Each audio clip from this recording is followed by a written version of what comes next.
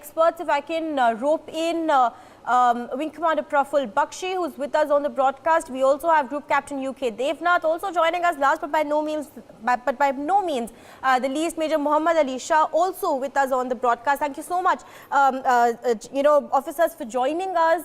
When we decided that India needed to have a Chief of Defence Staff, the idea was somewhere to bring together all the three forces to have some sort of a coherence in all the activities that are being done by the Indian Navy, by the Indian Army, as well as the Indian Air Force. If I can rope in Major Shah here.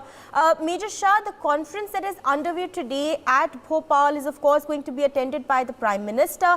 But sir, it's very interesting, you know, the motto for this conference, the fact that today, our top focus is on readiness, on, resurgence, on being resurgent as well as being, relevant.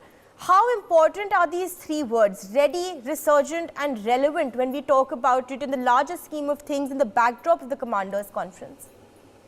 That's a very intelligent question, Paridhi. I would tell you one thing that, history has proved time and again that no war can be won single-handedly alone.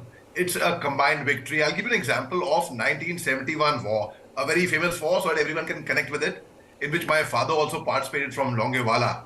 And if I've read his book, anyone who's read his book, he tells that they were in their trenches in Longewala the entire night, the longest night they call it. Ultimately, it was Air Marshal Baba. At that time, he was a much junior officer, of course. He led the Air Force wing, and they came and they bombarded the enemy tanks. So it was an Air Force wing and an army victory together. On 4th December, once again, the Indian Navy bombarded the port of Karachi, and we celebrate Navy Day the same day. So the very fact is, the whole idea, when you mentioned about the whole idea to bring about the appointment of CDS, yes, when you have someone uniformed, when you have somebody in uniform who has gone to the same academy as you, lived the same lifestyle as you, gone to the same training, the same jargon, the same, exactly the same life as you, same station as you, he's been posted in, you connect with him better and he understands the problems exactly. Now, the very fact is, a lot of people, as Wing Commander Praful Bakshi rightly said, this Combined Commanders Conference is held every year. Now, I'll equate it, again for everyone's understanding, to an Army Commanders Conference. For example, in an Army Commanders Conference, all the corps commanders, I have been ADC to a corps commander, so I can tell you, in an Army Commanders Conference, I had the fortune of an early exposure of having attended that. So all the corps commanders come and they give their briefing about the latest ups and downs and right now. Similarly, the Combined Commanders Conference, where the CDS would be there, the chiefs would be there, the defense minister, the prime minister. Well, a lot of people I know, suddenly on Twitter I saw that the prime minister is attending the Combined Commanders Conference, is army getting politicized. Well, I would like to convey one thing to them, that no, it is not that's not the case.